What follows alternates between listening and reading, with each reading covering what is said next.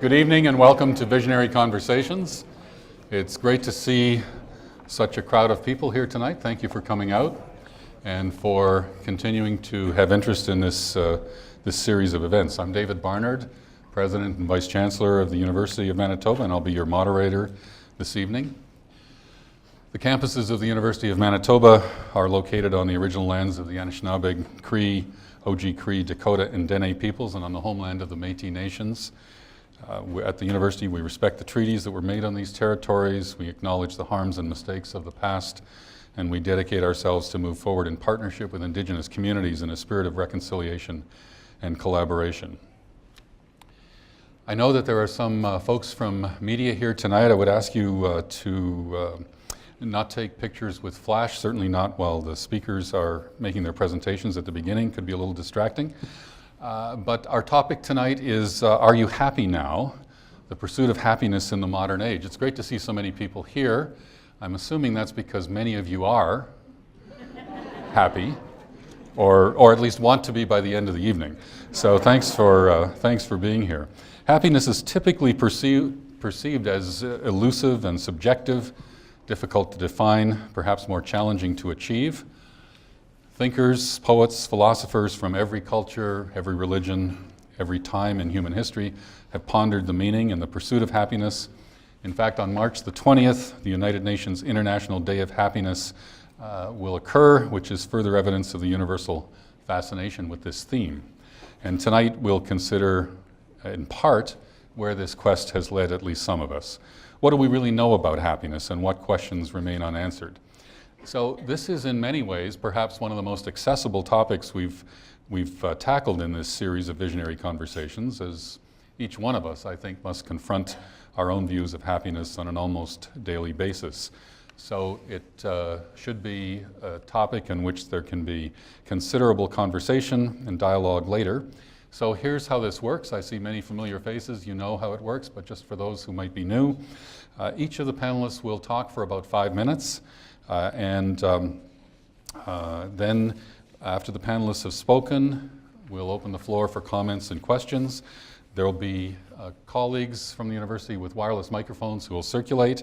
The volunteers will identify who will speak next, and they'll bring the microphone to you and hold it for you to speak into when you ask a question or make a comment.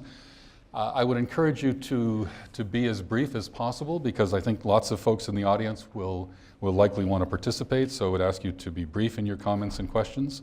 You can follow the conversation on Twitter. The hashtag is #UMVisionary. This year we've also introduced a new way to engage, which I'll explain in a few minutes.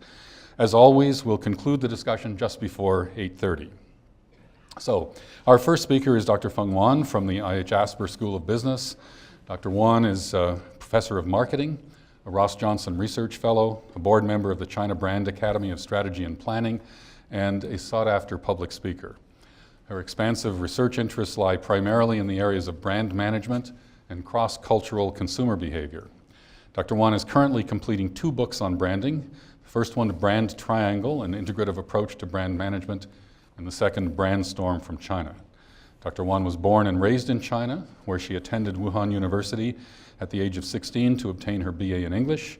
She went on to earn a Master of Philosophy from the Chinese University of Hong Kong and a PhD from the University of Minnesota. She completed her postdoctoral research fellowship at Vanderbilt University before she joined the University of Manitoba in 2003. Please join me in welcoming Dr. Fung Wan.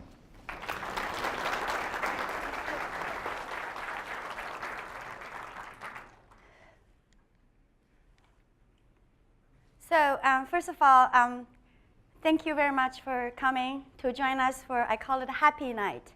And I am very happy my students are here, and they've inspired a part of my talk tonight, and they suggest I wear a happy dress.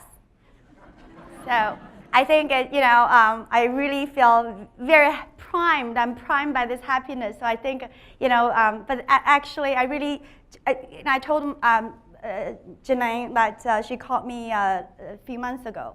She said, Fung, can you give a talk on happiness? And I was very impulsive, said yes.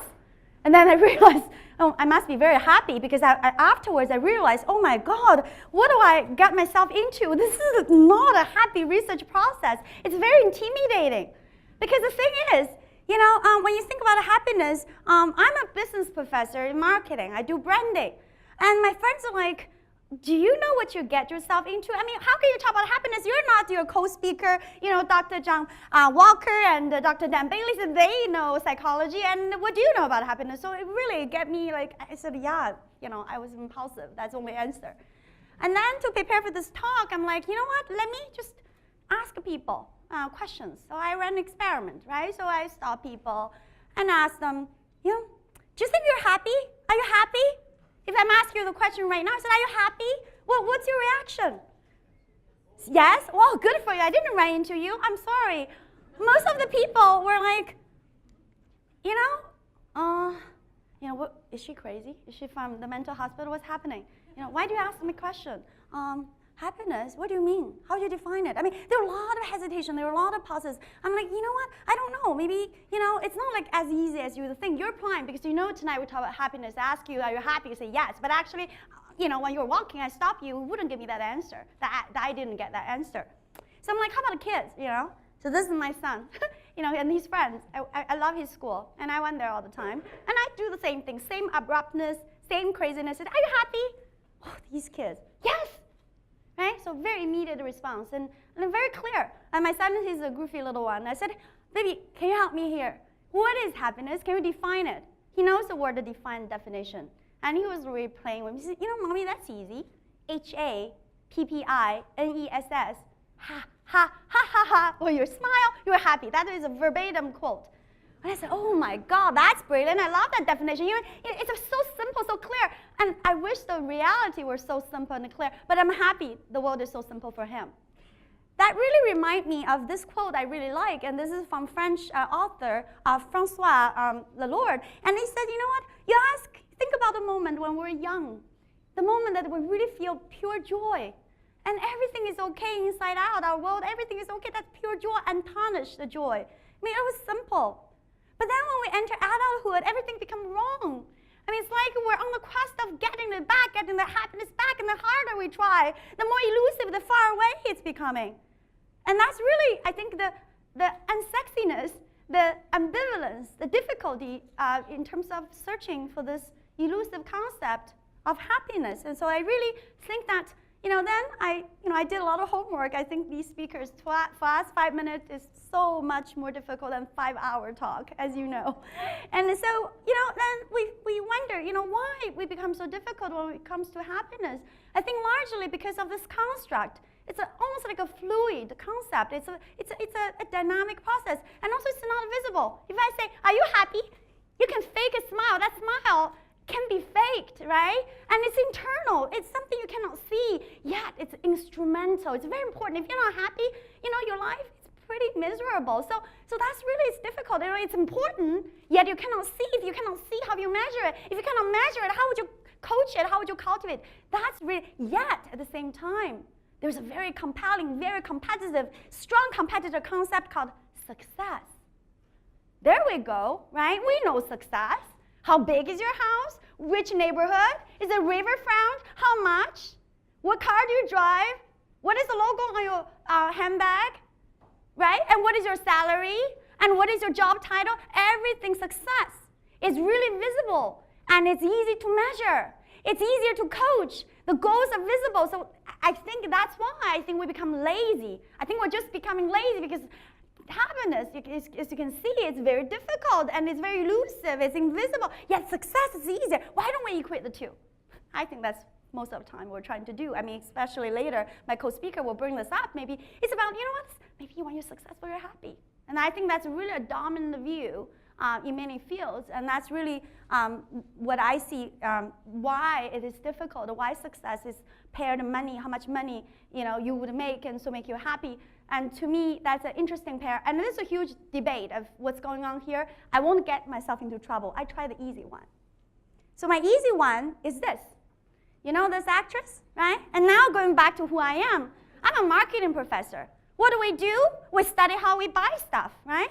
So then people say, can money can you use money to get happiness? And then here's a quote. Whoever said money cannot buy happiness, maybe they didn't know where to go shopping. Isn't that brilliant?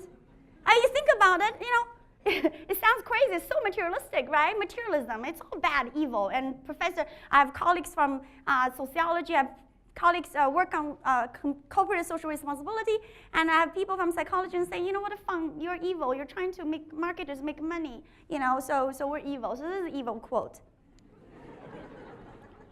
And then let me ask you a question is, yeah, it's evil. We need products we buy all the time. So here's a purse, a Longchamp from France, $600, right? I mean, it's not cheap. I mean, for men, the question is irrelevant. I'm asking women, okay? At the same time, the Jets game, I just went to one. 3 people, my son, my husband, and myself, $600. I mean, which one do you think will make you more happy?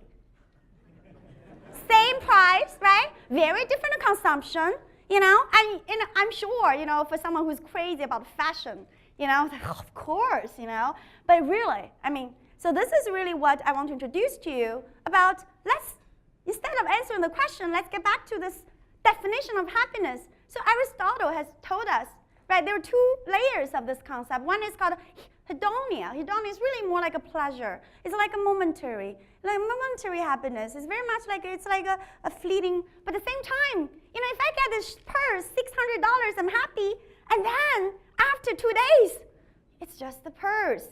Oh, worse, even worse, my colleague get the same purse and she can afford it as well. I instantly become unhappy. I'm like, you know what? No, I need 1,200 purse, and it's a Chanel limited edition.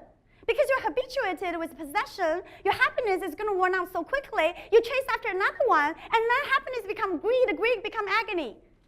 So in a way, hedonia is only one layer of this happiness. And yes, 5 minutes already. Oh my God. Let me be very fast, right? On the other hand, there is another word, a big word called eudaimonia. So this is really about meaning. It's about a longevity of happiness. It's about more calm down. I'm doing something for people. I do something because it's important to me. So in a nutshell, this is the research that's showing that yes, money can buy both. But actually, more long-lasting one is this one. So example would be if you go to a concert, if you share dinner, if you go to a, like a Jets game, and all this social-oriented consumption, which you call experience, gives you longer happiness. This is research done by Gilovich from Cornell University, and there are many, many reasons. He said why this experiential consumption gives you more happiness is because you can talk about it, can share, and also connect to other people. Most importantly, you can do things that are important to you. Like I go to the Jets game, I'm from Winnipeg, even though they keep losing. And I would justify their losing and say, you know what? At least we have an NHL team. I'm a hockey mom, so I go nuts about hockey. So anyway, so it's identity related, and of course, it's more worse than that purse. So in the end, I want to conclude my talk by saying, I'm just a teaser. How can I talk about anything meaningful in 5 minutes, right? So lower your expectation.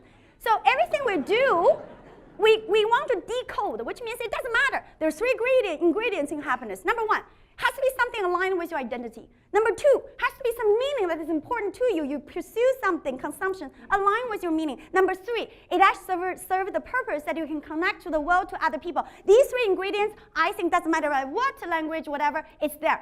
If that is the case, I want to tell you 2 important things. I'm sorry I'm cheating. Give me 1 more minute. For companies, right? So if you're a boss, you run a company. I'm asking you, what kind of companies do you think will make more money? The company saying, my goal is very simple. I want to make money, profit. It's important, financial performance. Another company said, I don't give a damn about the money. I just hate this corporate world that is so inhuman. The happiness of my employee, is my goal, which is Princess Auto, which is Protegra, which is Google, right? Visually, how can you not be happy working there? How can you? Right? President, please make our university like that. And I would be very, very happy, right? So then you're going to say, you know what? Yes, they're happy. So what? Are they making money? Yes. The research shows this kind of company is called endearment company. The financial return, ROI, return for investment, is 5 to 10 times more than the company who pursue money. This is hard data, right? Isn't that ironic? So lastly, what I'm going to say is that the marketers are very smart. They know the experience with their brand is important, and the happiness happiness is important. I don't want to waste too much time. Hug me, Coca-Cola. Dove talking about real beauty, which is meaning-oriented. But lastly, Harley-Davidson, of course, communal, everything. This is a Pandora. How many of you have one piece of jewelry from Pandora? Oh, you're a victim of their happiness campaign. You know why? Because they're so smart. Every little piece here is called a little charm. And not only that, each little charm has a meaning, has a story, has a true origin. And each little charm, this one may be $45. This one, limited edition, millions. But it's meaning, packed with meaning. So I want to conclude here and say, let's not use the language pursuit of happiness as if it's a goal, it's visible. Forget about that. Let's just talk about happiness, our pursuit, that we do anything that's meaningful, make us who we are, and the meaning is important, make us part of the community. That process can give us happiness. Most importantly, that process can be designed. If it can be designed, then happiness can come if we make the process right. Thank you.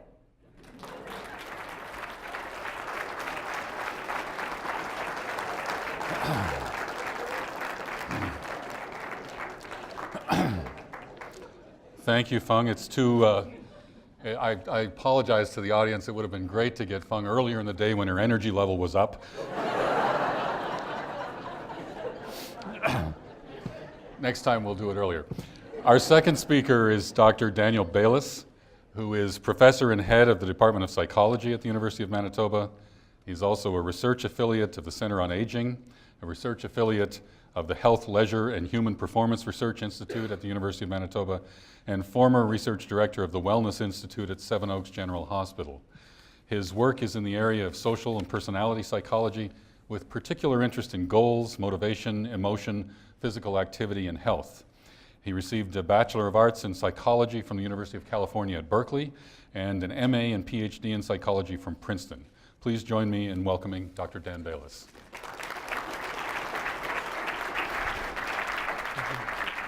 Sorry.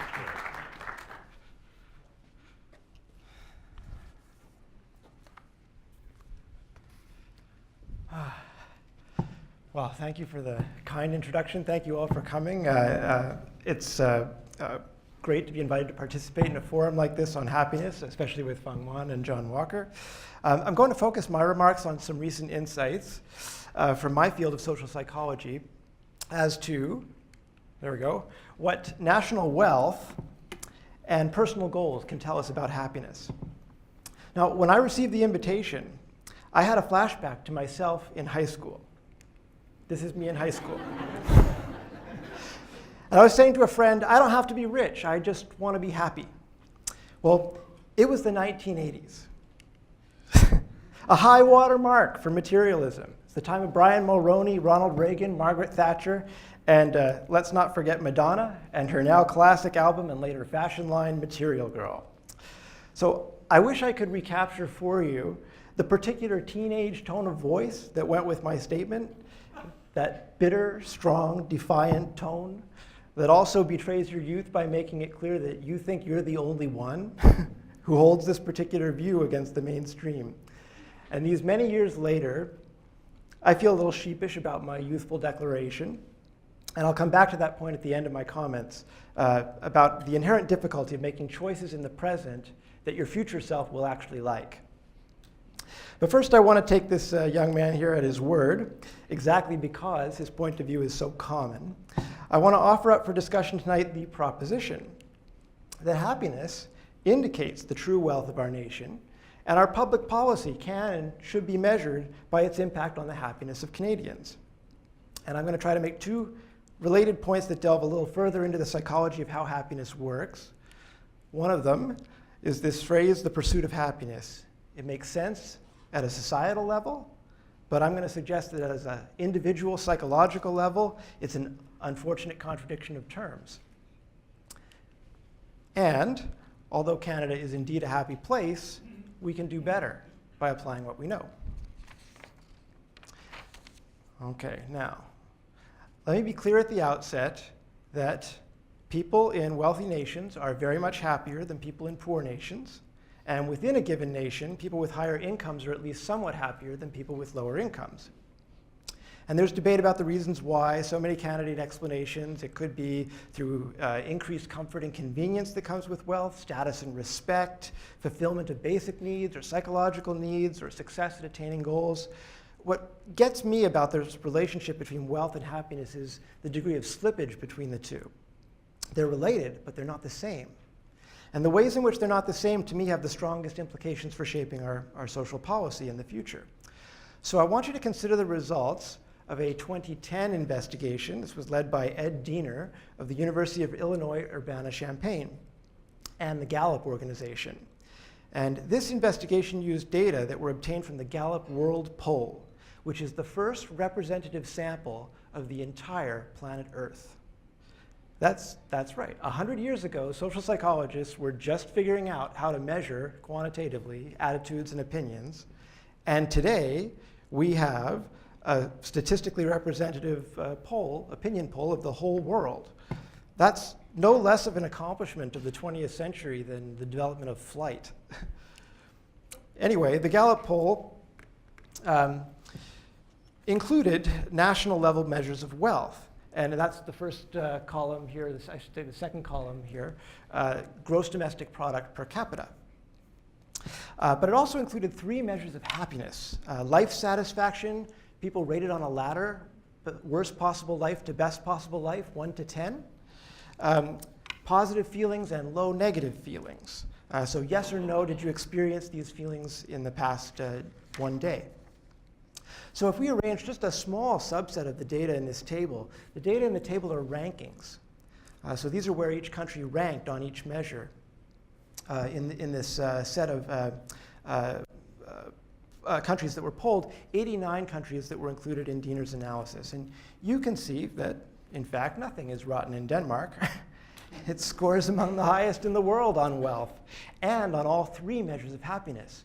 Interesting thing, it's the only country to do so. The only one.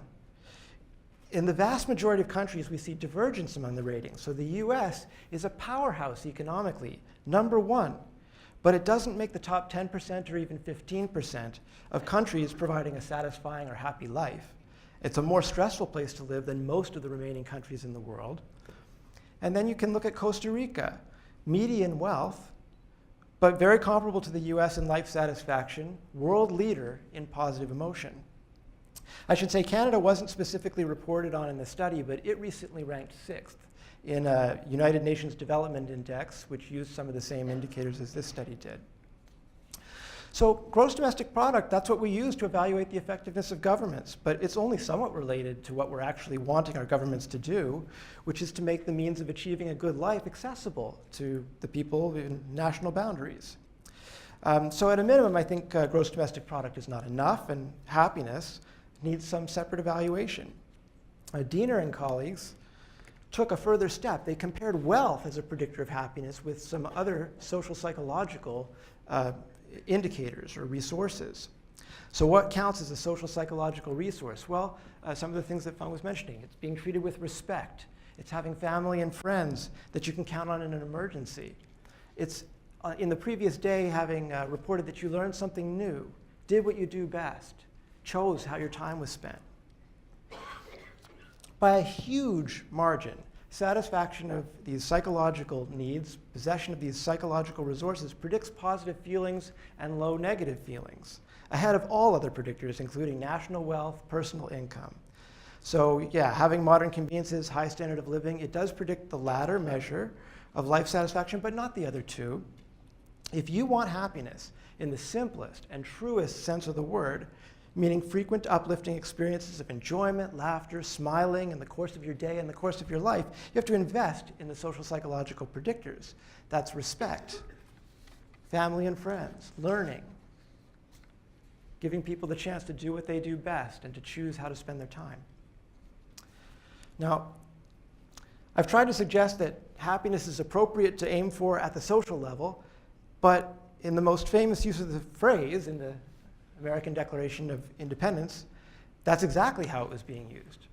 That's where this derives from. A foundation for self-government, something that we the people could use to form a government that would not be susceptible to tyranny. So it's a useful phrase to capture all the different competing ambitions that any large constituency of people is going to have. But at the individual level, pursuit of happiness is not a good description of what we know about how it comes about. So here I want to turn a little bit to what we know from goal pursuit. And let me draw on a metaphor. Asking a person to pursue happiness is a lot like asking a plant to pursue oxygen production.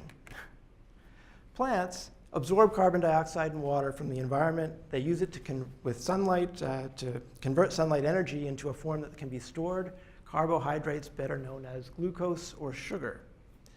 Plants produce oxygen just as a byproduct, and the rest of life on the planet thanks them for it. But the plant isn't pursuing the production of oxygen, it's pursuing the production of sugar. In a similar way, people pursue goals. Happiness is really just a byproduct of this process.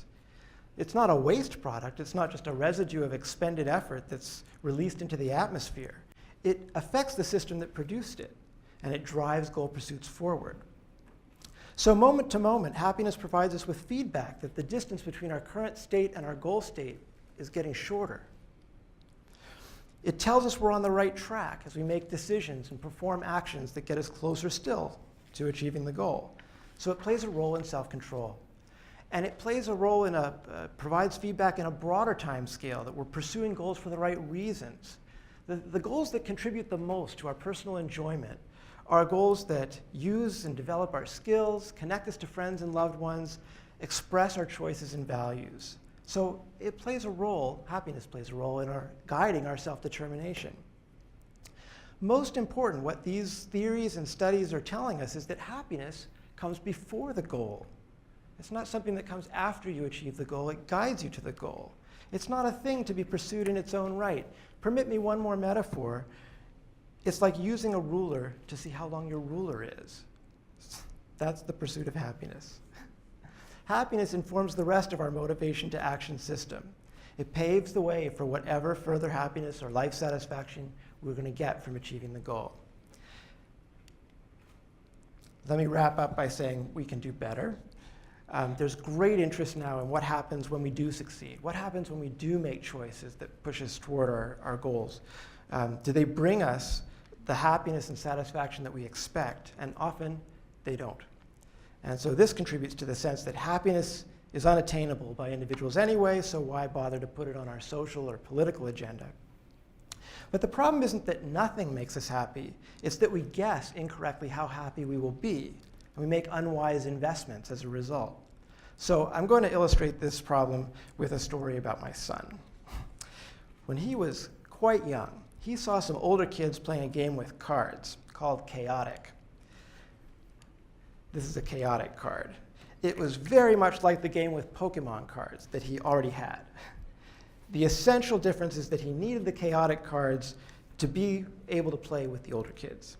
And visiting Zellers one day, he found a box set of Chaotic cards for $60, which was an astronomical sum that he would have to save for a very long time. So he saved, and he purchased the cards, learning a hard lesson about sales tax, in addition to the much greater lesson about happiness that was about to unfold. So by the time he achieved the necessary savings, the cards were still there, but the older kids had moved on. The new game wasn't more fun than the game he already had. And so the first major purchase of his life languished in obscurity, exactly as his parents had told him it would. How did we know? Well, we get better at solving these problems with experience and with age, but even adult problem solvers find this difficult. We're bewitched by limitations to our memory, we're bewildered by marketing that offers simple answers, and bothered by the complexity of mentally simulating future events. So we have bad habits, I guess. We try to predict the future, but we remember and focus on only certain parts of past experience, salient, essential parts, forgetting about the context that actually affected our past experience and may do so differently on a future occasion. We think at every present moment that our preferences and values will change less in the future than they have in the past. And we forget that whatever happens, we will adapt to any change. So Elizabeth Dunn is a psychologist at University of British Columbia, and I just want to share with you a a final study item, some data that she, along with Daniel Gilbert of Harvard University and Timothy Wilson of University of Virginia, presented in a paper recently in Journal of Consumer Research. So this is data from a study that asked people, nowadays, happiness measures are very easy to administer. They're very short. And everybody's got a phone or some kind of communication device now, so it's easy for researchers to contact people in the midst of everyday activities, ask them what they're doing and how they're feeling. And so in this chart that you see, the size of the bubble represents the number of reports of different activities. And the placement from left to right is placement on a happiness dimension from low to high. And this is relative to the overall average, which is the line down the center of the chart.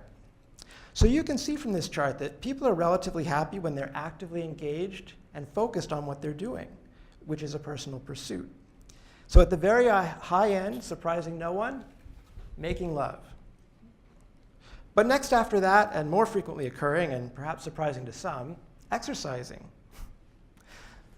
If you look at the lower portion of this chart, you can also see an interesting thing, which is that people are happiest when they are not mind-wandering, when they're focused and they're thinking about what's happening directly in front of them. When they are mind-wandering, just sort of daydreaming, right? Whether it's pleasant or neutral or unpleasant daydreaming, it's less happy than when they're engaged. So this forms part of Dunn's argument as to what people should do to foster happiness. Invest in small, frequently occurring, pleasurable experiences as opposed to large-scale, one-time purchases of material goods. And coming back to purchases, that brings us full circle, and so I'm going to end there.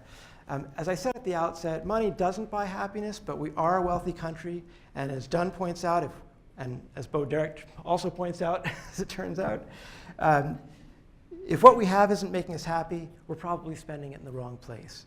We can do better individually by absorbing the lesson to focus on ongoing experience rather than material attainments. We can do better at the social level by investing in those social psychological resources, people in our communities, using happiness to gauge the effectiveness of our policy interventions. Thank you very much for your attention.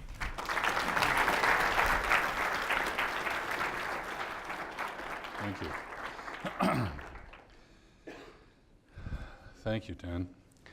Our final speaker this evening is an alumnus of the university, Dr. John Walker, who is a professor in the Department of Clinical Health Psychology at the University of Manitoba. He's active in research and has an interest in interventions that help people learn to cope effectively with stress, anxiety, depression, and chronic illness. Dr. Walker's research includes an examination of what information people would prefer to have in making decisions concerning the treatment of depression. This research has revealed that people often have difficulty obtaining high-quality information to answer their questions, and Dr. Walker and his colleagues have developed resources to assist adults in considering treatment options for depression. Dr. Walker is co-author of a book focused on health anxiety titled Treating Health Anxiety and Fear of Death, and a self-help book on social anxiety titled Triumph Over Shyness, Conquering Shyness and Social Anxiety. Please join me in welcoming Dr. Walker.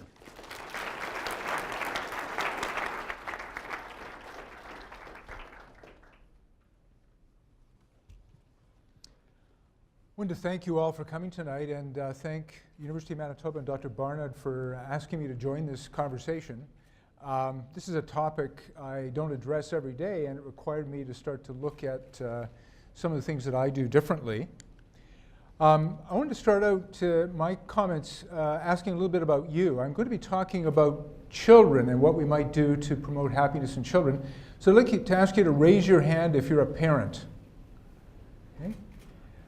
Could you raise your hand if you're not a parent, but you think you might be in the future? Hands up. Okay. Contemplating parenthood. How about grandparents?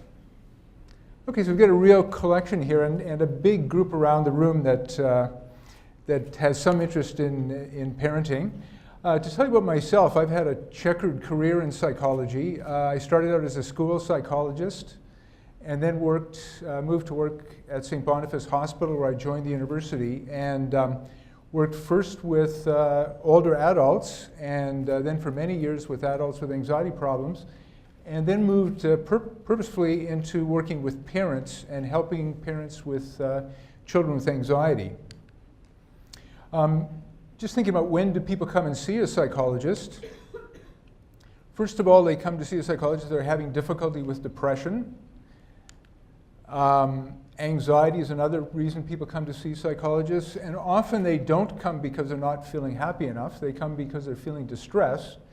It's interesting that some of the most effective treatments in helping people overcome these problems help people move in the direction of having values, goals, engaging in life, engaging in pleasant experiences. So people are sometimes surprised by the way you approach these problems. I want you to take a minute to look at this, and we'll see if anybody in the room recognizes where this comes from.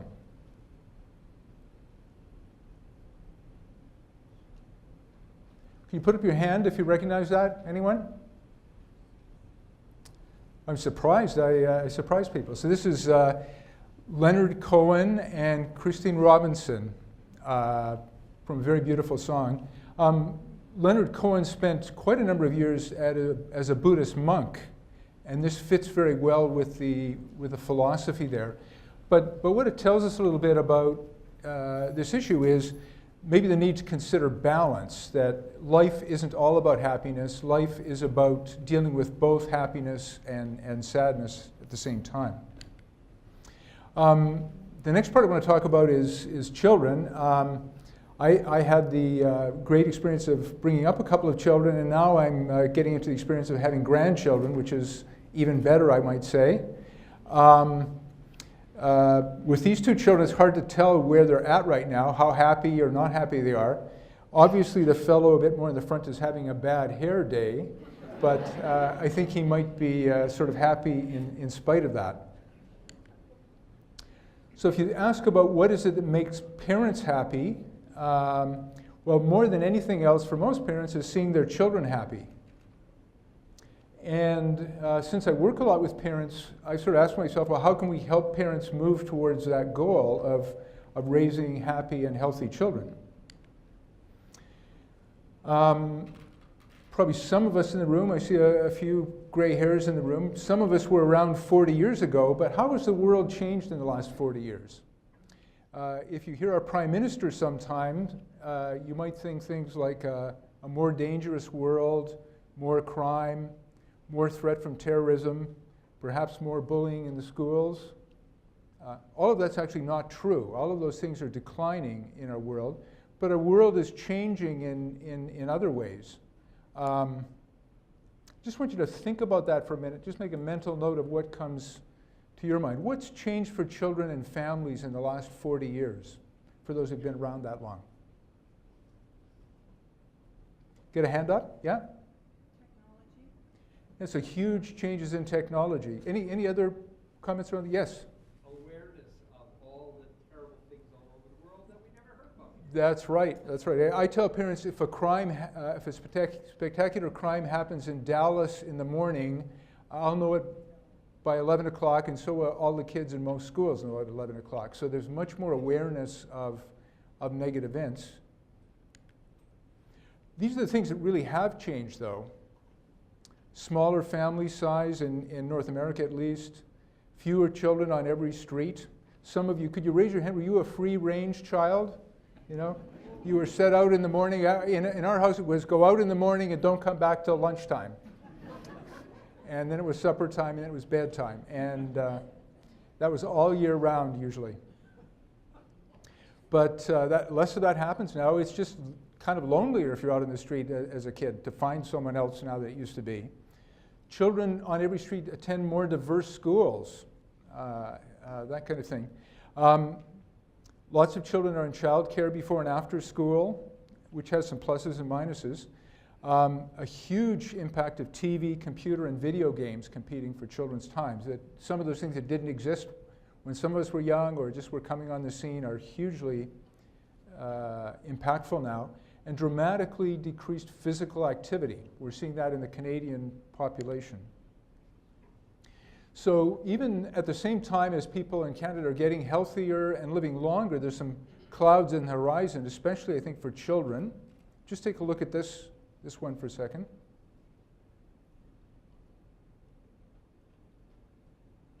So they're problems emerging for children that we didn't see in the past in terms of changes in their lives. And there's some things we don't really totally understand the impact of yet, like technology. I don't think we totally know what the story on that is. One of the challenges I've been dealing with in my work lately is designing a program to help parents help their children. These are parents of anxious children, and we're trying to teach them some of the skills as parents that will help their children advance, and we hope to be more happy. Some of these apply mainly to anxiety, but if you look down that right-hand side, if you can see it from back there, some of these things apply to all children. How to deal with worries, problem solving, dealing with reassurance, motivation, cooperation. Other areas we're working on with parents is encouraging friendships. One of the very, very durable findings in research on happiness is that people are happy who have more engagement with friendships, more engagement with their family, with neighbors, and it's very challenging to be happy if you're isolated and you don't have those connections. With children, working to not always actually have them be free of challenge or free of difficulty, helping them to face problems, allowing them to feel sad and experience difficulty, allowing them to deal with the issue of death, which actually children get interested in around 6 or 7. Managing screen time. The point above that, learning not to have everything you might want. So one of my talks to parents is about keeping children a little bit hungry. It's good for them to want some things they don't have, like Pokemon games. Developing independence and confidence, and finally handling difficult emotions. So it's easier for us to become happy if we're also able to deal with challenging emotions such as unhappiness. So I'm going to leave you with that question before our conversation segment starts. How can we support parents to help their children to be happy? This is what parents really want. What wise advice can we give to them? Thank you. Thank you, John. Thank you. Well, thank you, Dr. Walker, and thanks to each of the panelists for the opening remarks. We'll now begin the question and answer and comment portion of the evening. Before our first question, I'd like to mention the engagement tool we're using this year. It's called Conferences.io. You can submit questions for the panelists and rank questions that other audience members have posted. We'll be pulling questions from that source throughout the conversation period. Our aim is to make sure we're addressing the questions that are top of mind for the audience. So there were instructions on the tables when you came in, and there's something up on the screen, I think, or will be. Follow the web address where you'll be prompted to enter the online discussion. So now we welcome your feedback and participation that way, and also verbally. So comments, questions, if you want to just raise your hand to signify an interest in participating, someone will come to you. Klaus. Just a very basic one. What is the gold standard of measuring happiness? So you have this Gallup studies there. Is it reliably measured, or if somebody else does it, does it come up with different countries? Great question, and I would say that there may not be a single gold standard, and it might the most appropriate measure to use might depend on the circumstance in which it was being used. But with that said, it's again not difficult to assess how happy a person feels at a given moment in time. Even that song, "If you're happy, you know it, clap your hands." That's not a bad indicator. And I think, as my fellow panelists said too. When you think about it, a lot of research, a lot of knowledge is coming from doing research. And when you think about it as a researcher, we're going to study the moment to moment, we call it momentary happiness. And it's very challenging, right? Think about it. If I measure how you think about this movie, moment to moment, and actually most likely I'm going to say after you watch the movie, make the recall, and that's really the memory. So we call it afterglow, right? It's not about the moment kind of happiness, it's about the post-experience, the memory of the happiness, almost like. So I think, that's a great question, but which means the knowledge we know about happiness is largely biased toward this memory afterglow of that experience instead of the momentary, that in the moment. And maybe that's why, the research I was showing, Gilovich from Cornell, and a lot of their stuff it is about that. But the researchers are saying that, maybe you should also study the momentary, like right in the moment, that as well. But I call it hedonia, right? So. I mean, I agree. The remembered experience and the momentary experience are different. And I think it's important for us to actually adhere to what the momentary experience is. So, yeah. Thank you. Others? What a wonderful presentation, and thank you very much to all three of you. My comment about this idea of the wandering mind as being something that one shouldn't do, so I gathered. And I always thought, not always, recently thought or read that the idea of a wandering mind is a healthy thing, insofar as that we all seem to be stimulated all the time, almost non-stop, in the bathroom, in the bathtub, all the time, at the bus stop, never letting our minds just sit there and reflect and wander. And to me that sounds healthy, and healthy leads to happiness. So something about this idea of wandering mind is my question. Fair enough. The wandering mind idea that you're describing is that there's ample support for what you're saying, that this would be a healthy thing to do. It's not necessarily a happy thing to do, but I think it's a positive thing to do in the overall perspective of one's life. So there's a great deal of work now on mindfulness and mindfulness meditation, and some of what this involves is being open to a variety of aspects of yourself, including possibly negative aspects of yourself, but being open and accepting to those experiences. So you could see where that might not be a happy thing, but at the same time, it's an adaptive thing. It helps you to manage stress, reduce stress and anxiety for sure, and carry on in a productive and constructive way with the things that might be challenging you. So I think in the moment, it might not always be a happy experience, but I think that in the broader perspective, it will put you in a place where you can then pursue activities that will make you happy. I think a related idea to that is the idea of when people's mind is wandering, often they're focused on past events and trouble they have with past events, worries about the future, and that sort of thing. So the complementary idea related to mindfulness is being in the present moment. So paying attention to the present experience you're having, whether you're jogging or eating or any other activity, to really pay attention to what's going on right now. So part of I think the research on wandering mind is focus on the past, focus on the future, focus on threat, not focus on what's happening at the moment. Because you raise your phone, and it reminds me of our usage of social media. I don't know whether my audience here have experience of a Chinese social media called WeChat. And the WeChat is extremely powerful, and my personal opinion of WeChat is much more powerful than Facebook.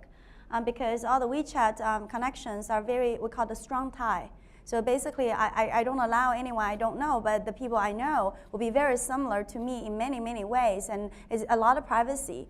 The power of that, when you say about mind wandering, and a lot of people say, WeChat, is it a good thing or a bad thing? I think it's multidimensional.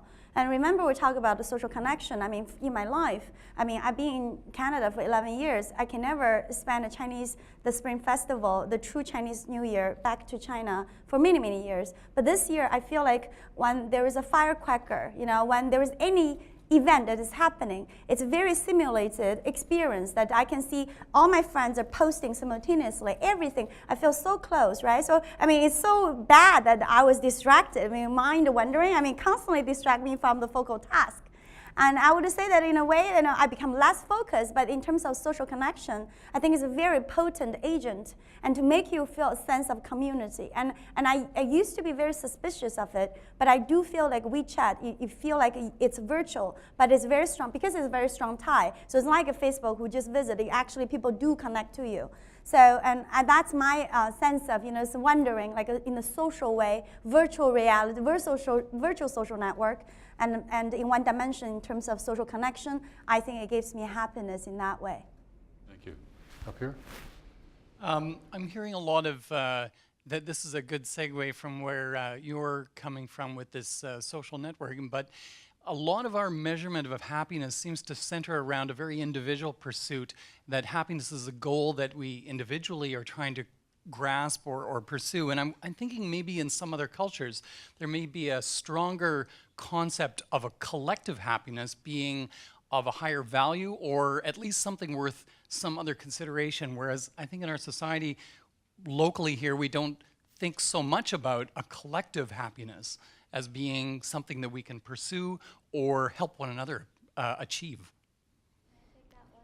I study cross-cultural psychology because I'm a Chinese. Because I live in Western world, my life is half-half, half in China, half outside China. And one time that I have a guru, in China, he's a very wise man. He said something very similar to what you said about divorce. We went back home, we talk about all the divorce rate and, sometimes a personal problem. I threatened my husband, I would say, let's just, this is it, right? And then he said, I don't know, I think you're too westernized. I mean, if you get out of the marriage, you pursue your personal happiness, right? So you may find someone you think it's that love, which is as if it's real. He's very sarcastic. But then your personal happiness is really up. But you bring down the happiness of your son, because without a marriage, without this physical kind of, like a parent is at home, so it's an earthquake to your son, right? And your husband, if he still loves you, you leave him, and his happiness, so you have two lowered happiness, one shoot up of your own happiness. What is the collective happiness? And overall, it's a loss. That's a Chinese thinking. You want to respond to this at all? No, not necessary. I'm kind of guilty as charged. Okay, Chris. Congratulations, very unique presentations by all three people. Perhaps the title should be Laughter is the Best Medicine, because we know by blood tests that if you can lower the stress hormones, improve endorphins when you're exercising or making love, etc. It's very, that sort of gives you the basic physiological fact. But just on a brief note of the three speakers, Dr. Baylis, I know you were very happy when you taught stats and spread the happiness in our faculty some years ago.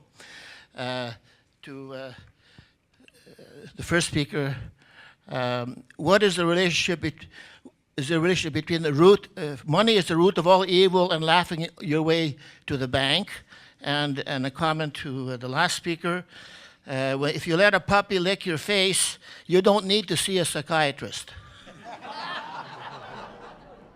I'm not sure that needs a response. No. Thank you. Up here. I work with a population that I don't expect we'd see many of them here this evening, and I feel like I'm looking at this conversation from the inside out. Because if you're here tonight, you have access to transportation. You probably know where your meal is coming from tomorrow. You have housing, or you have decent housing. You probably don't have bed bugs, et cetera, et cetera. So anybody up there, I'm just wondering, how do you want that population to own or to accept that pursuit of happiness from the inside, from the social piece, when they're looking at everyone else who has access to all of those pieces that simplify their life and that seem to make it happy? So how do you convert that for them? John? I think my reaction to that is that we, and it relates to one of the previous comments, I think we can't be too individualistic about this. If we want to have a happy society in Canada, we have to support all the members of our society to have choices, have options, have freedom to do things.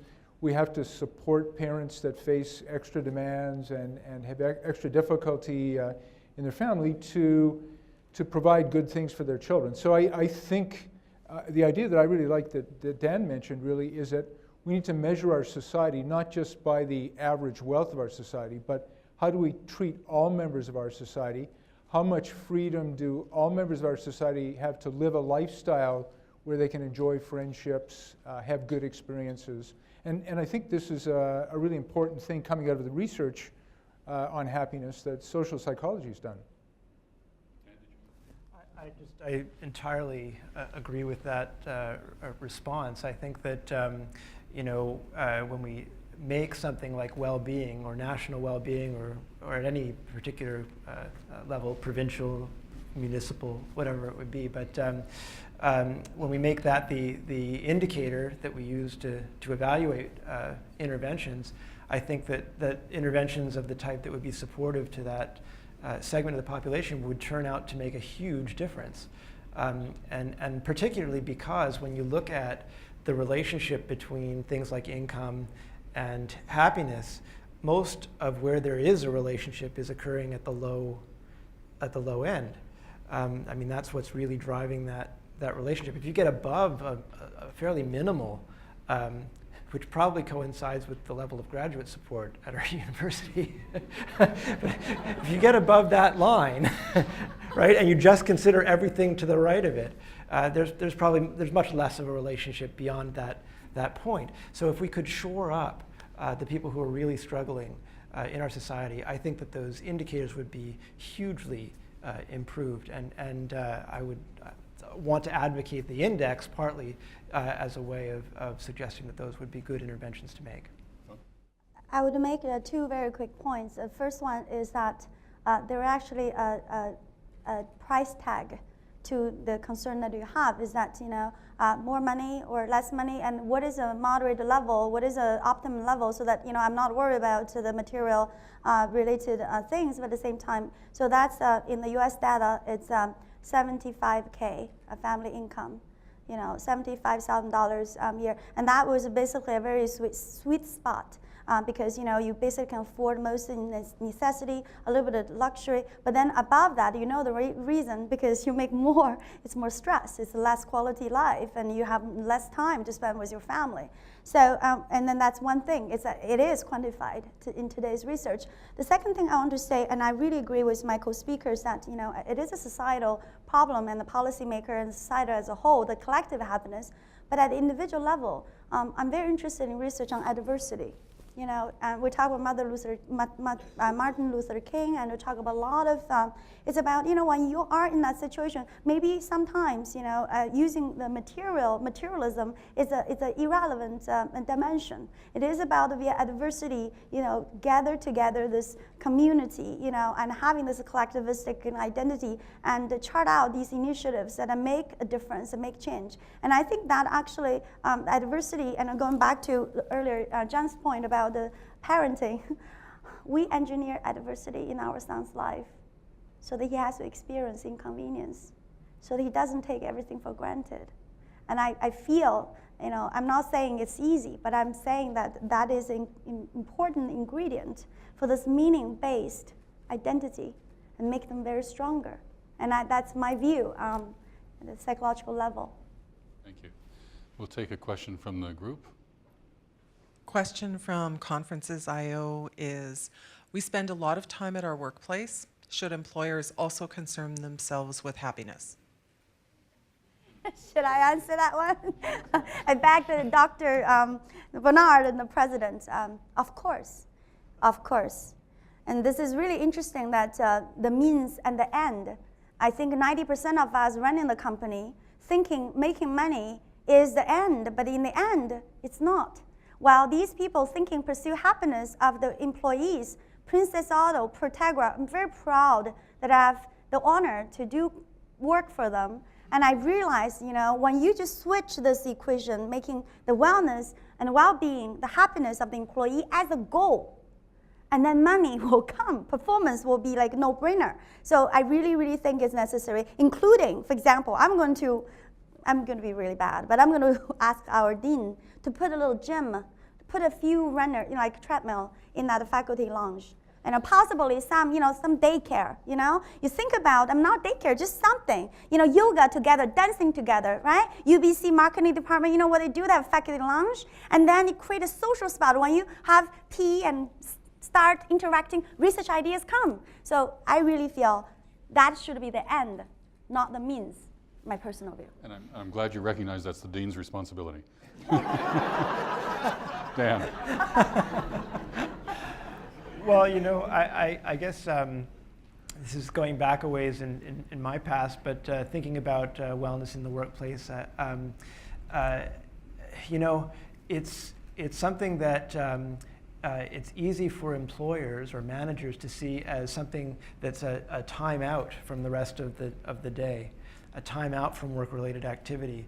But I think that when I come to this as a psychologist, I say, work-related activity can be very rewarding. It can be very challenging, but it can also be, engaging and I know that jobs vary, but there are probably many ways in which a happy workplace is a place where people are actually engaged in work. And it's not a timeout. It's actually part and parcel of what the employing agency does. So. Just a last comment. When you think about how people spend their life and their week, how many hours they spend in the workplace, creating workplaces where people can really have satisfaction, control over their environment, and make a meaningful contribution is huge. And it'll have a big impact on health, on productivity. And I think we need to pay way more attention to that. By coincidence, Dan and I were just talking about this a little bit before we began tonight. It's interesting, as president of an organization as large and complex as this one, there are many different kind of subcultures within the university. And my observation would be, and I think it's consistent with what the researchers have been telling us tonight, I can, I think, visit different parts of the university, and often when there is a sense of our collective success is good for me, I want to contribute to your success. The workplace is positive, happy. When there's a more competitive, I'm in this for me, you get in my way or you help me, but this orientation, which I think came up in the previous question and was responded to positively by everyone, I think I really noticed that within the subcultures of the university. Those who are committed to collective pursuits seem to be happier. And I want to say, I'm sorry, should I say one more thing? Sure. About why there's only one Google. You think about it, we have many geniuses. We have many people who are genius in computer programming. Why there is only one Google? I've been tracing the company for 12 years. And one thing that a Google is about, every individual is a dragon and they're geniuses. Think about it, if you can work for Google, you're the best and most brilliant. However, and a genius is hard to work with. They're so arrogant. I mean, think about it, I know everything, you're nothing. I mean, how can you work with these people? Right? Think about it. But the thing is, Google can convert every genius and create a collective genius, because the number one value in Google is compromise. Is compromise. Everything is by consensus, not a your good, my good. It's collectively has to be good for everyone. And that one simple value. So that's, I say it's irony. The most individualistic country have the most collectivistic culture. And that's the blending, the impossible blending makes Google, collective happiness. Chris. I'm wondering if you can comment on happiness in the context of nature versus nurture. So nature, are people predisposed to happiness in any way? And I think of the common expression, he's a very happy baby, for instance, versus nurture and the type of family you might grow up in, or the social context you grow up in, or in the sense of social media, that creates a cultural aspect as well. And you touched on, having that collective or that shared experience through Facebook or other social media sites, but there's also the opportunity or the reality that you could put something out on social media and have no one respond. And how does that affect your happiness? So I was wondering if you could comment on that. John? I think the nature and nurture question is a very good one. And there's very strong evidence that having a certain temperament or personality type set you up to be more likely to be happy. So if you're sociable, extroverted, enjoy activities, active, it's way easier to be happy. if you're, some children early in life are prone to have negative moods, negative experiences, and so on, and it's more challenging for them. The great news is that even though people start out with a set point, the things that we can do as parents really help kids move along. So if you see a child who's more vulnerable because of their temperament, and you provide them the support that really helps them, if you help someone that's not so sociable become more socially confident, you really have an impact in the long run. And I think the other thing that we're learning is the earlier in life, the better. So investing in early child education, early child experiences, good support for families that way will really have tremendous payoffs later in life. I'd agree that the infant temperaments, it's very observable right away. It's very likely that there is a strong nature component to that, but and as I think you also mentioned, there's a circumstance component to it as well. So things that just come out of the blue and affect people's lives and affect their happiness, but a huge part of it that's neither of those is just the choices that we make and the activities that we do. And I think that the lesson I've absorbed is that everyone can be happier.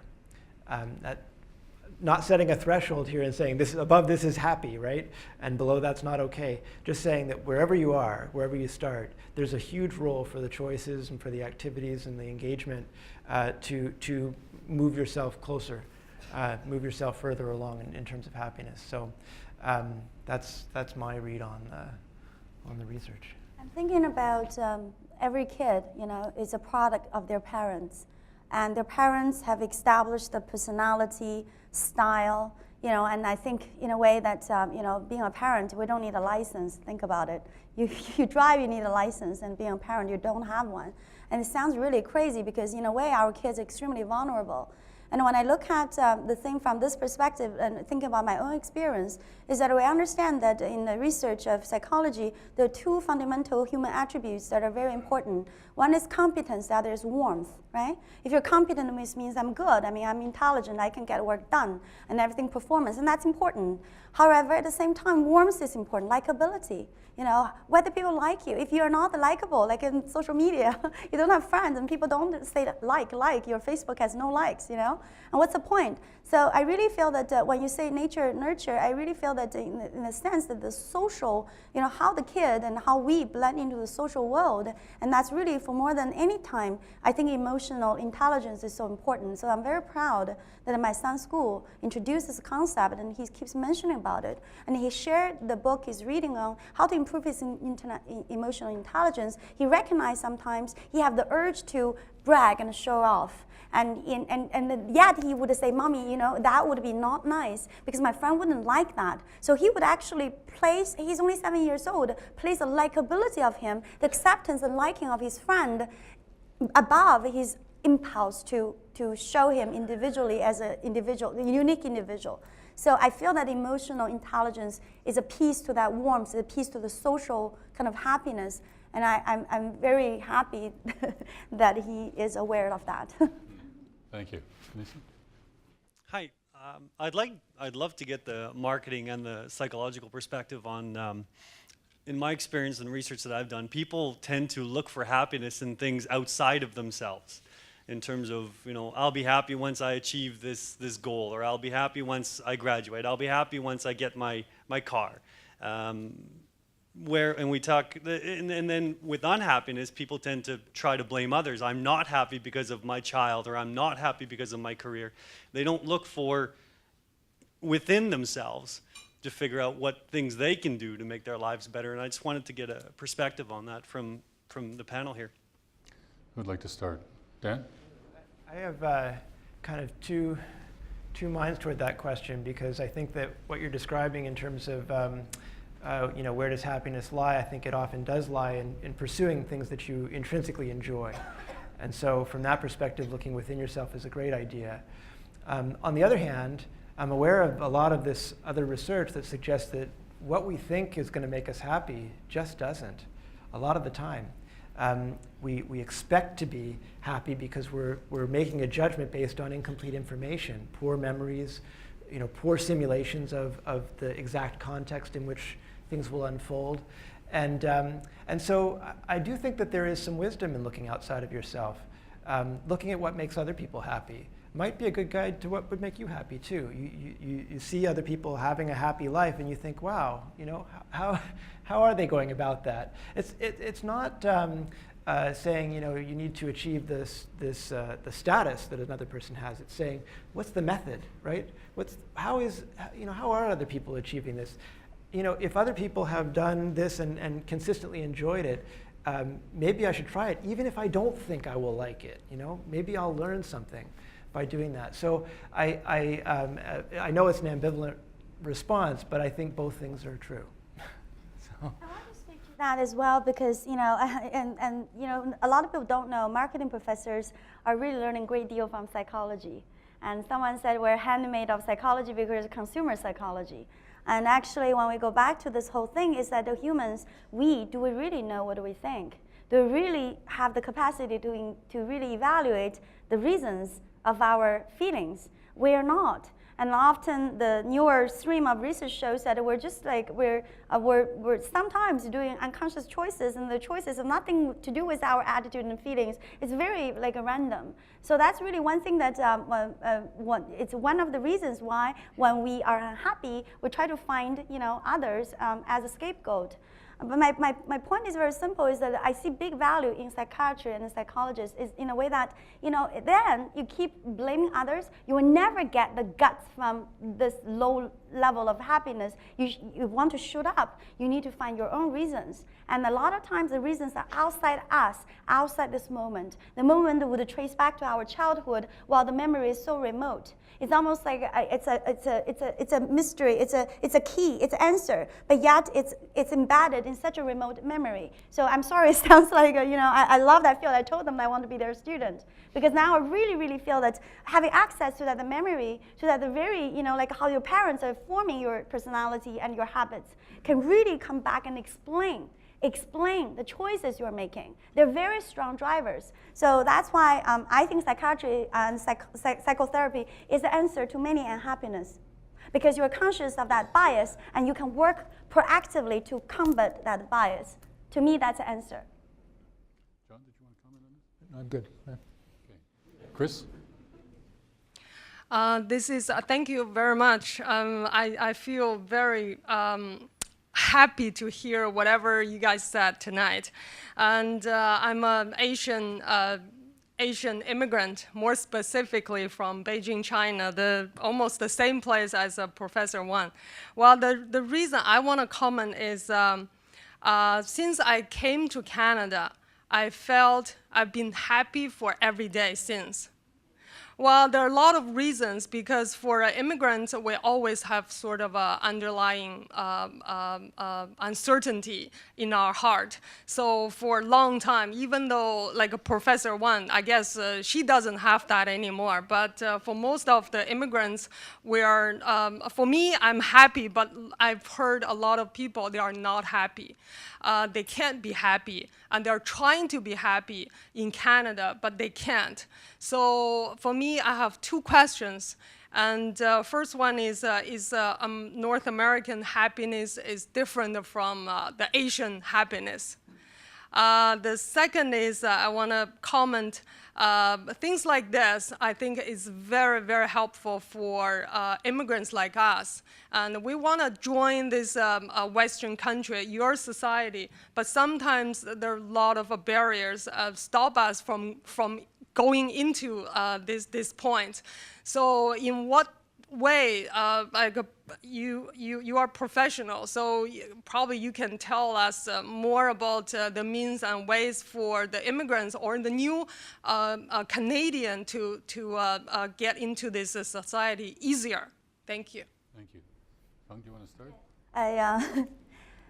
I think she's my friend, by the way. I'm very proud of her because she's running for MLA as an answer to her question about the quest for identity.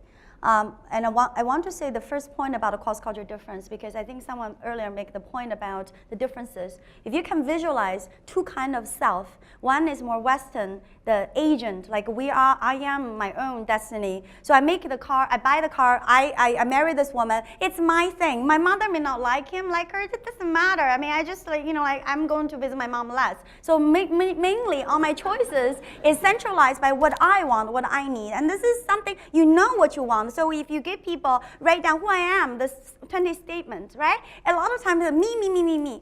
Same time, you ask Asians, who are you? You're going to visualize a self that is almost non-existing, and the self is overlapping with a mom, friend, my peers, my competitor. It's all very cluttered that the self is almost like absent from that whole existence. So their self is bundled with the definition of others, the evaluation of others, assessment of you, so it's very crazy. So when you think about happiness is internal, right? So it's so externally driven. That's why it's more elusive. And that's why China, when it's getting richer, the level of national happiness at the individual level is going to the gutter. It's very low. And part of the reason is, as we said, I have one car and you have a more expensive car. And we know in social psychology, social comparison get into the unhappiness, right? So that interpersonal, interdependent aspect make that happiness very vulnerable. That's my answer for the first question. It's tough. Either if you want to maybe join just there's this difference between being more independent or interdependent that Fang was just talking about, but there's also the another cultural dimension that's different, has to do with the positive feelings and the negative feelings. And so there's really consistent cultural differences around the world in the emphasis on each of those. So if you were to look at the rankings that I presented, there is an influence in there as to why Costa Rica is as high as it is on positive emotion, because all of the Latin American countries are high on positive emotion because it's really emphasized there. And if you look at the low negative feelings, that constitutes a different kind of happiness, sort of comfort or the absence of stress, but it's very much emphasized in Eastern countries. And so you would see, had I expanded that list, you would have noticed that there's a cultural dimension to that too. There's a different idea of happiness that seems to prevail in each place. And of course, the life satisfaction, sort of the attainment version, is what prevails in North America. So, I think it is a matter of looking at all three. There's no simple answer to that. There's no one measure of happiness that's going to capture all of it or that's going to represent the best measure for every place in the world. Yeah. Just a last comment along that line. One of the questions is about, when you're coming to a different culture, how do you sort of fit into that culture and achieve happiness? I think a lot of what I'm working with kids and parents on is just social connections. So investing time and energy in face-to-face contacts with people, social engagement, planning things. There's many things in our world with some of the technology that keep us in our office, away from people, not going for coffee break, and engage, investing in those kind of contacts with people, making more connections, I think really helps people to feel more involved when they get to a different culture.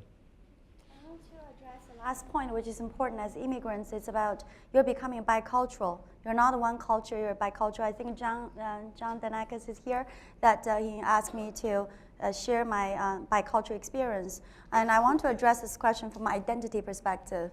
Because once you go to Canada, you're not from China and you're not in China anymore. You go to China, you realize gradually you have changed. So you're going back, you're not Chinese exactly. So I think it really calls for an expansion of self.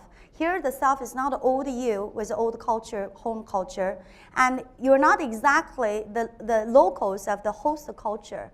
But you have to tolerate this, it's almost like, you have to have some add-on of this ambiguity. I mean, you're not either or, you're both. And I really feel during the past 11 years in Canada, and that I really need to accept the fact that I'm not either or, I'm both. And that is more empowering. Of course, loving hockey helps. It does. We're getting close to the end. We'll take one more up at the top of the room and one more down here.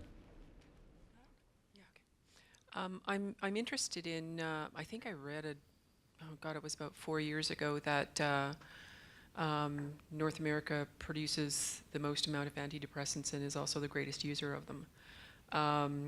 In the context of cross-cultural considerations, one of the things I've often wondered about that is that, America, the great frontier, independent man, get out there, you can accomplish it if you just put your mind to it. Ideology, I think, I'm wondering if there's been studies done on the perception that there's all these choices and yet the difficulty of attaining those choices.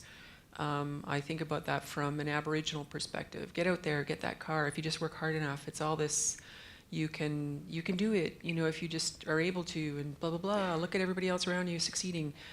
And yet there's all this cultural barriers to success. So there's, I guess in terms of collective happiness, I'm wondering about comments in this, maybe, from an immigrant perspective or as an Aboriginal being immigrant into the municipalities of Canada. What does that mean in terms of community, collective happiness? A lot of that whole sense of, do I get happier because I can't seem to get anywhere? Maybe the drugs will help, or what is the collective sense of choice that is available, and are we actually addressing that? I'm going at that from a psychology perspective and a marketing perspective, so there's lots of room for answers there. Thank you. John, do you want to start? I think you finished off some of the comments there about choice. When people look at people in the workplace tend to be happier when they have control over their environment, control over their work, control over the pace of their work. So happiness goes way beyond material things. I think people need material foundation to be able to have things that need to be comfortable. But I think it's also really important in all our communities in Canada to have people in a situation where they can control their environment, control their work, have choices, have options, and those are the things that are more likely to make people happy. And it's something I think our society, our culture hasn't invested enough in people having those choices. I was about to make a very simple statement that too much choice is bad. It's just bad. But I'm not thinking of the choice in the same sense of having self-direction or control over what's happening to you. I'm thinking about all of the cereal boxes, on the aisle, and you're trying to pick the one, and that is an investment of time and effort and attention in a choice that possibly makes no real difference at all, or where there is no good choice to make because all of the cereals are bad for you, right? So you should have something else. So there's so many situations like this where I think that we have a paralyzing amount of choice, and there's definitely research to go along with that, suggesting that having too much choice of this kind is not a good thing. It gives us the sense that we have control, but it's a false promise that this kind of choice is actually going to make you happier. In consumer research, one of the way we try to deplete the cognitive capacity of consumers is ask them to choose. And you can see that when you give them 10 choices, you're going to really wear them off, and then they have no cognitive capacity to make better decisions afterwards. And that's one of the standard manipulation we use, right? So you can see too many choices is bad. But I think it's a brilliant question. And I think, it's talking about subgroup. It's talking about a subgroup and some group with some diversity. And where is that happiness? What does it do? And I would recommend a case that you should read. It's called Harley-Davidson. I always think that whoever can craft and manage that kind of strong community has no problem with happiness because it's all driven by meaning. It's a collective identity, the meaning that behind it create a glue because we're all in it and we're so connected. We have a sense of mission. We drive our whole community based on that value. It creates empowerment. And that sense of empowerment does give you the byproduct of happiness. And that's really how I viewed it. Thank you. Last question. Oh, thank you. I'm also come from China, an immigrant Canadian. So Fang's speech and her comments really encouraged me to make my simple question or comment. When I thinking of happiness, I just can't help linking it together with freedom. So when I think of freedom, there are two important components. One is the time. You have the time to do whatever you want, and the other is the money. You have budget. You can afford to do whatever you want. And also I hear people say that real happiness or real freedom is not what you want to do whatever you want. Actually, is you can say no, you can reject the things you don't want to do. So what do you think about this? Because I didn't hear people mention this, so I want to point it out. The happiness and the freedom. Thank you. Briefly. Very briefly, I want to say that tonight I apologize for lack of mentioning of the whole area of research talk about time and how time is ingredient for happiness as well, and including the freedom of, allocate your own time, spending time for others instead of donating money. And there are a lot of research showing that actually, yes, time, and invest in things save your time. So are you going to pay more expensive house or apartment that's close to your workplace so that you can have more time with your family? And I think these kind of research are there, showing that the time, not just money, can also be a very important source of happiness. I don't have much to add to that. I think that it's coming back again to discussing, choices and the ability to make them, and that being very essential. I know some would say the essential ingredient in a happy life. So, making the right choices. Yeah. This brings us to the end of our evening. I would encourage you to check out our After the Conversation page on our website, as well as UM Today for a recap of the evening, and invite you to our next session, which will be on Wednesday, April the 29th, our final visionary conversation in this series, when we will explore the topic Universities Today, where do centuries-old institutions fit into modern society? Again, 6:30 here outside this room with a reception, and the panel discussion to follow at 7. Hope it will be another lively and important discussion, and invite you to be with us. I want to thank all of you for coming. Those of you in the audience make these evenings what they are. I just, as a personal observation, I sometimes comment to my friends and family that being president of a university is an interesting thing to do. I might be, away from home between 10 and 16 hours, whatever the day brings, and deal with an amazing range of different experiences through that day. Very seldom 2 or 3 experiences of the same sort, typically something between 5 and 25 different experiences of different kinds. But one of the things that is really such a privilege to be part of this community of scholars with people like our panelists is